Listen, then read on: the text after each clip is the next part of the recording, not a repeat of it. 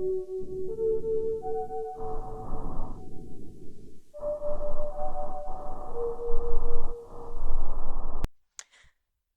friends, and welcome back to the Plagued Eldritch Anecdotes. I am your guide, Ariana, and let's just touch base real quick. A little bit of a crazy week with work and, getting my ducks back in a row for school. I go back Tuesday. Gonna finish my prereqs so I can get my application in for my program. So wish me luck on that, you guys, because life life is throwing me curveballs right now, and it is insane. But yeah, that's really it. Oh, I finished Stranger Things, so we'll have things to talk about very soon. I'll let some people finish watching it before we dive into that. And then let's see. Oh, been brainstorming. Got some new ideas from some friends, so I might roll with it. So expect some exciting things coming to join us on the podcast. Also, speaking of exciting new things, you can submit your stories now. If you want to submit your story, or if you know someone who wants to submit their story, you can do so by clicking the link on my Instagram, and you can find me at Sinister320 on Instagram, or you can click the link posted on my YouTube channel. I think it's the first one. So if you go and look at it, it should be right there under the title and by my picture, or however your YouTube is laid out. I'm not really sure. But yes, submit your story, friends. Follow the instructions. Follow the rules. And please, please read the disclaimer before you hit agree and submit. Okay? Okay. Thanks. But with that, let's go ahead and get into our stories. Very short stories today, so we have a couple of, well, not a couple, we have a few of them. A couple is only two. We have a few of them, and they're coming from a site called Quora, and of course Reddit. We love Reddit, but once you start submitting some stories, we'll have other sources. Um, Also, on a side note of submitting stories, you are allowed to submit other people's stories that you find yourselves or you feel like, should be shared or whatever. Um, if you do submit someone else's story, whether you found it online or it's a friend of yours and they said, hey, yeah, give it a go, share my encounter or whatever, please make sure you give them credit where it is due. So when you submit it, I need a link in the description when you're typing out the story, or if you're just submitting something from Reddit, just drop the link so I can find it. Please and thank you. But on to our first story. Might be having some technical difficulties, friends, but bear with me. Hopefully you can hear this decently clear. I don't know what's up with my mic today. But let's go ahead and jump into the first story, and it's coming from a website called Quora, and it is under the subgenre of what are the creepiest paranormal experiences one ever had. And this was posted 7 months ago by James. Well, I was at my ex-girlfriend's house one night getting ready for bed. She lived right across from a cemetery, and we locked the door to her room, turned off the lights, and started trying to fall asleep. It wasn't 5 minutes in when I heard something sniffing at the end of the bed. It was quick like a dog, but was really loud. And then I heard it sniff around the whole bed. I didn't say anything, and my girlfriend at the time, sorry, I didn't say anything, and my girlfriend at the time asked me if I heard that 5 minutes later. I got up, turned on the lights, looked around, and the door was still locked with nothing in there besides us. I went out to her living room and saw her dog asleep on the couch. I do not know what that was, but it creeps me out to this day. So what do you guys think about that? Something I mean, obviously he didn't see it, he just heard it sniffing around the bed, the whole bed. But it reminds me of something I experienced, which is actually quite similar to this. And that's why I picked this story, because when I was around like 12, maybe, um, I have this friend that I grew up with since we were four. And at the time, she was living in like this duplex with her parents. And I remember sometime around the weekend before I slept over, um, her dad or her mom found some dude asleep in their shed in their backyard. And I remember when I did come over, her parents were like, hey, when you guys go to bed, just double check the doors, make sure they're locked, and please lock the bedroom door, just in case, right? So we did. And as any sleepover that we normally have, we always watch horror films. And I don't remember what we were watching, but I know we were watching scary movies. And then it was like 2 o'clock in the morning by the time that we decided to go to bed. So we went in her room, and of course, we locked the door. Her dog, Buddy, he was like this mixed dog, very tall, almost like the size of a Great Dane, but not quite. And he usually sleeps in her parents' room, or he slept on the couch. And I remember we put on The Fresh Prince of Bel Air, and it was, uh, gosh, what was it playing on at the time? I can't remember what TV station was playing it at the time, like Nickelodeon or something like that. You know how they play the reruns and stuff. And so I remember we were laughing and watching that until we passed out, and it had to have been at least 30 minutes into us passing out. I so vividly, this is like ingrained in the back of my brain forever. I remember hearing her door just open, not quietly and slow, and not fast and slamming, like it just opened, like someone was just casually walking in. And I remember, like, this is her bed. She was sleeping on the side closest to her door. I was sleeping on the side closest to her window, and her window's locked. It doesn't open, it has no screen. And if you were to jump out of it, there's a bush like as tall as the freaking house. So you couldn't even get out that window. But I remember watching this thing. It was definitely either that specifically tall or it was crouched over, gray skin, and you could see like the hump of the spine. And I remember it crawling in and sniffing very loudly and coming to the edge of the bed, and it stops right at the edge where I'm at. So I never see what it looks like fully. I only see the back of it. And then real fast, I just remember it 180 and like bolted out of her room and her door slammed shut.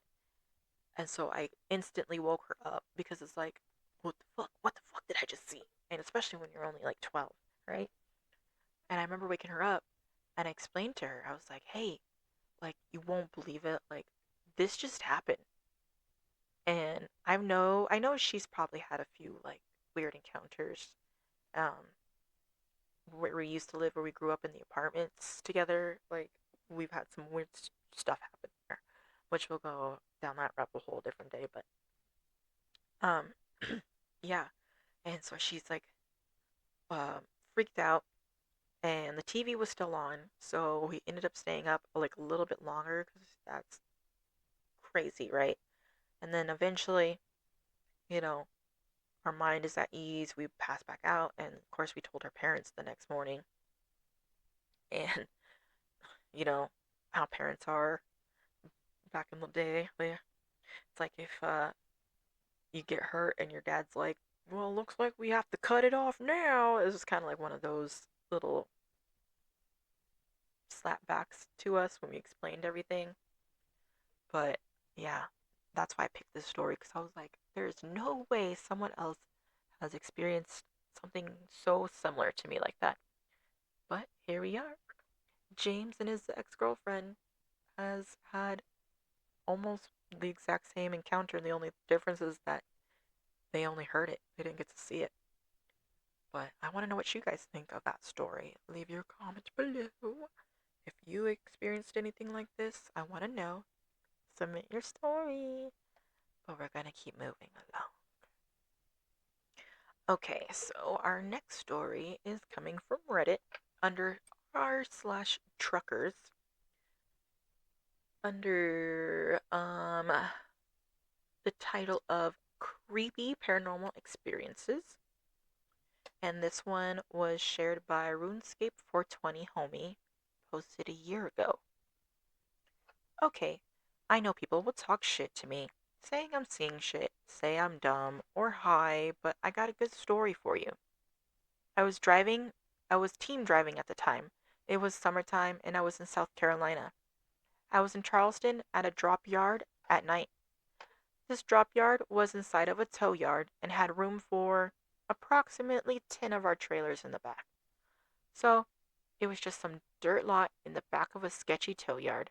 Nothing special, but this is relevant. So I roll up there at around midnight to drop and hook a trailer and then get rolling. Now, mind you, it's pitch black out there and there's no lights in the back of this area.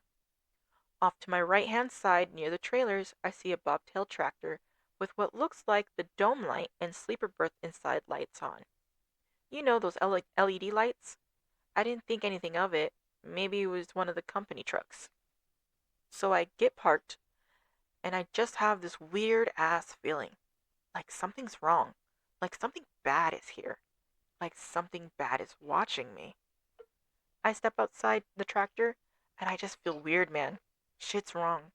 And I looked at the bobtail tractor and the lights are off now. And I shine my flashlight at it and it's actually wrecked. Looked like the right steer tire blew and the front end was fucked.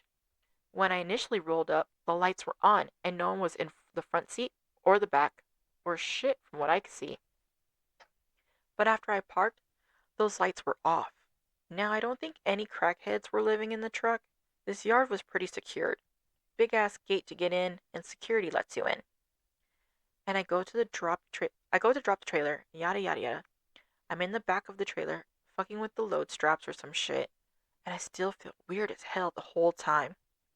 Well, when I went to my truck, my co-driver said, if you want to wake me up, then you should have come in and said my name to get me. Don't tap on the glass. I never tapped on the glass. My co-driver said they heard a faint tap on the glass in a pattern what with what seems to be fingers. Like 1, 2, 3, 4, quickly, over and over. I never tapped on the glass. I never tried to wake them up. I was in the back of the trailer doing work. So I told them everything I just felt and saw, the light being on and off and shit, and how I felt like something evil was watching me. And the co-driver tells me that just before they woke up, they were having a nightmare. They dreamed they dreamed of a witch in the swamp, like those bayou swamps, and a witch was outside of her house calling my co-driver into the house. And what woke my co-driver was the tapping on the windows. So after all this, we both are freaking out. Like, what the fuck? A lot of people are saying it's creepy. That is kind of creepy, though. Um, in the comments, people are asking um, if, like, there was basically, like, cursed land. Um, he's like, I have a theory that something just bad happened here, something that was uncleaned, spirits here. Someone said, yeah, this is one of those times I would have gone back up to the security desk and told them to walk with me. There's something in the back, which was my thought initially too. Like, you see something, say something, Like, if it's gated and there's a guard that lets you in and out, why aren't we asking the guard about it? I would have asked him about the tractor, and then I would have told him what I saw, and then asked him further. You know what I mean? Because obviously there has to be security cameras or something on this tow yard. correct me if I'm wrong. But yeah, someone says makes you wonder if that witch or some demon lived there 100 years ago, and just never left, and that's where his theory comes in that just an unclean spirit resides on the ground. But it's definitely creepy. But I want to know if you guys have ever heard of someone going through something like this, something that's pitch black and all around. I will say, uh, growing up as a teenager, me and my friends, you compact the car and you just do dumb shit, and that's what we did. We get some food and then we would go out to the county roads and to bumfuck Egypt where we lived, where there was really nothing around, and maybe it was just like mostly farms, and we find abandoned houses and scope them out, and man, we had some crazy things happen there. You know, followed the folklore of certain streets and stuff, and test them, put them to their limits, and see.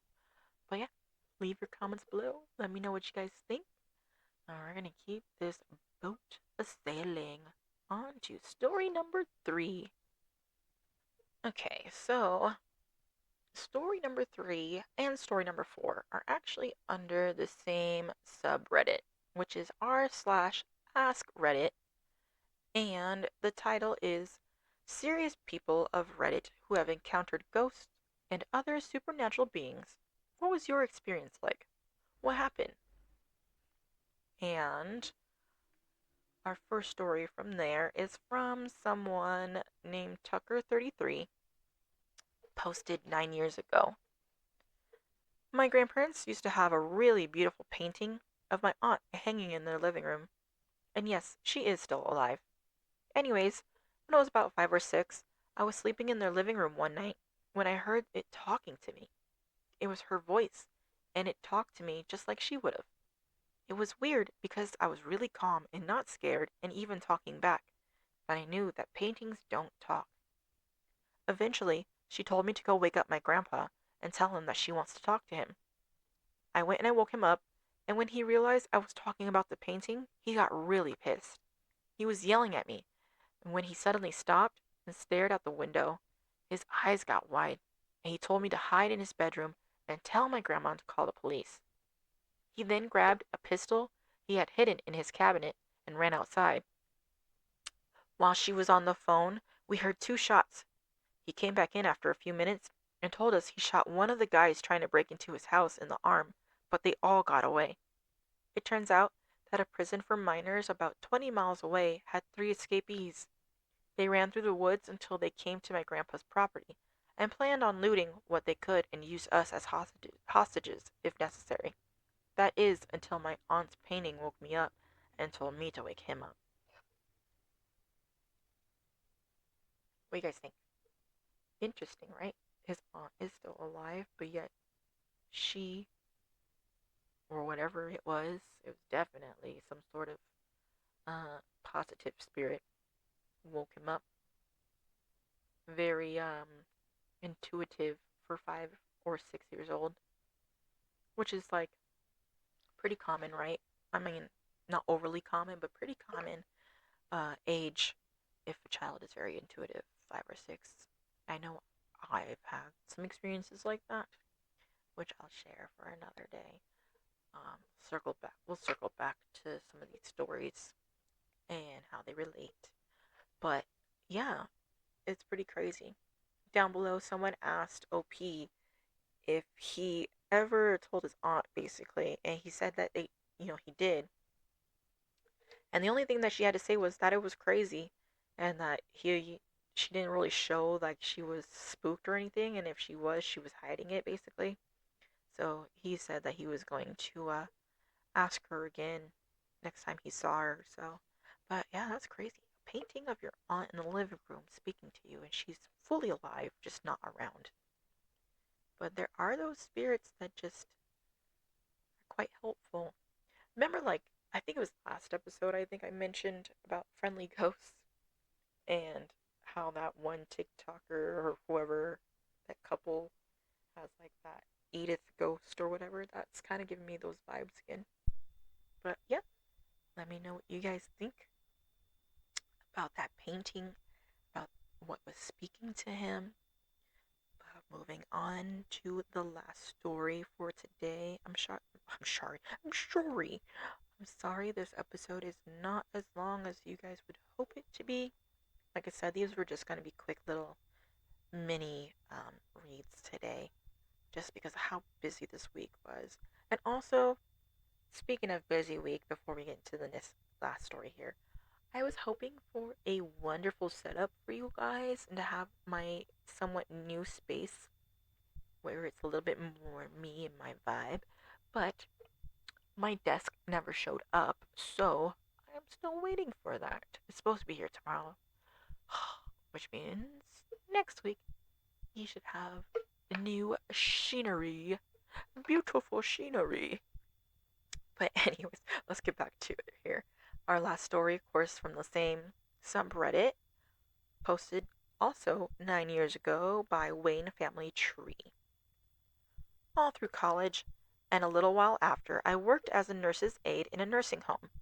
I spent most of that time in the Alzheimer's unit, hospice, and the general facility for those who and the general facility for those who were unable to care for themselves. My first aide job, I worked at a particularly unsettling location in Sioux Center, Iowa. It was an old hospital that was converted to a care facility. Think of a school built in the 1950s. A lot of granite, brick, and sturdy ceramic. Just beautiful. I've read it has since been torn down and replaced with a new facility.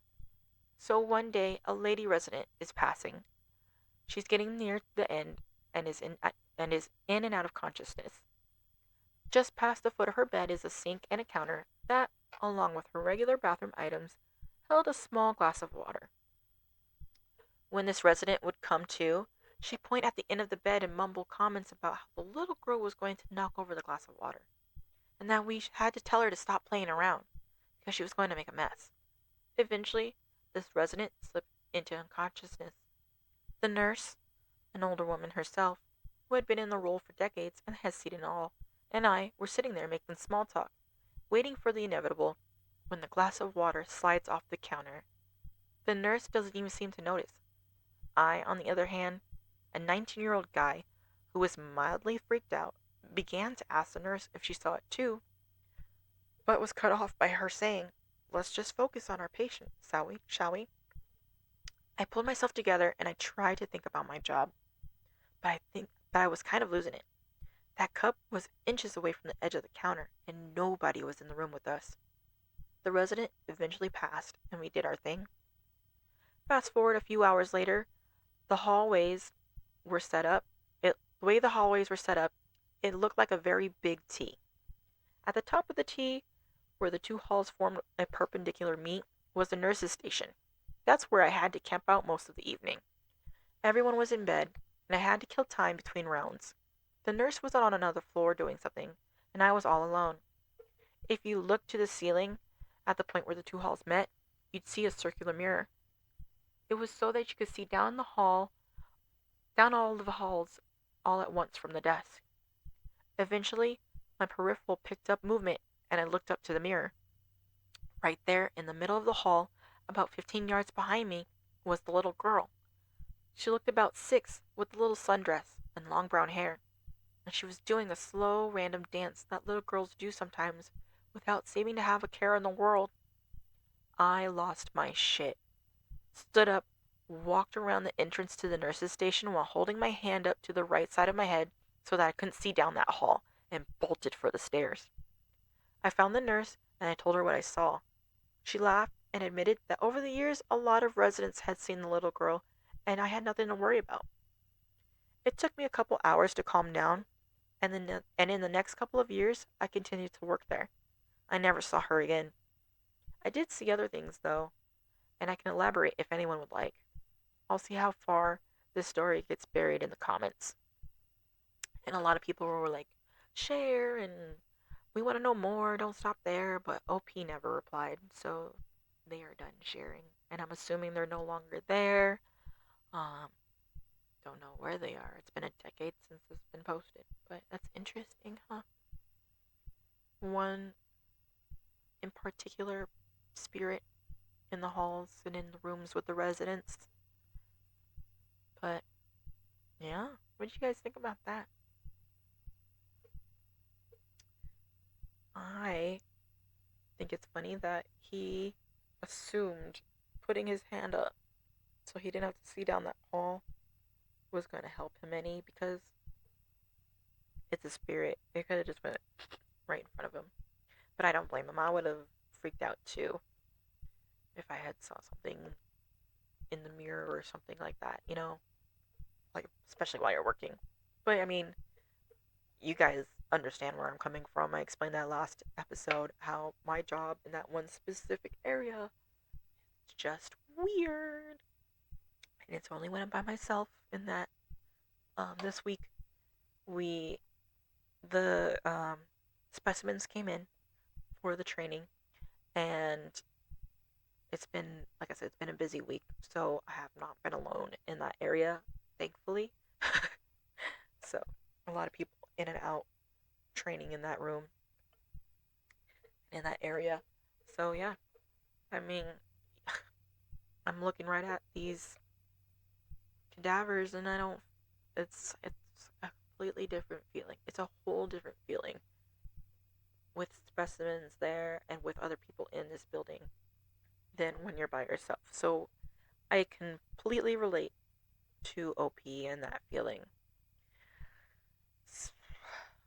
I mean, I don't know what it is, but one day you guys will understand. Maybe you've been through it. Have you guys had anything like this happen to you at your jobs anywhere where you just like can't explain something? I'm trying to think if I had any other job that I've had that kind of encounter, but I can't think. This is why we're gonna have episodes further down the line. But if you have had that kind of experience, send the story. Send the story to me so I can read it. I want to relate to you. But that is all I have for today, friends. Episode 4 will be a little bit longer, a little bit juicier. Good stories on the way. I have room to squeeze in a submitted story, so if you wanted it to read, or if you find something, like I said, all the rules, submit it. Click on those links. You can find it on Instagram. Like I mentioned, just search me up, Sinister320 on Instagram. Click on my YouTube channel and send me a story. I will, this round, I will guarantee if you submit a story, it will be read. And just don't forget, as long as it's under the umbrella of paranormal and supernatural things, it can be a mythical creature that you've encountered, or maybe you find a good story of lore on it, and it can be like a UFO story. Like, just send it my way so we can share it with the world, friends. But I appreciate you tuning in. Excuse me, I burped. I was trying to play it cool. That's not working. But, yes, I appreciate you guys tuning in as always. Please like, subscribe, and share with your friends. Yeah, I'm trying to think if there's anything else on my mind, but there is not. So, until next time, toodaloo!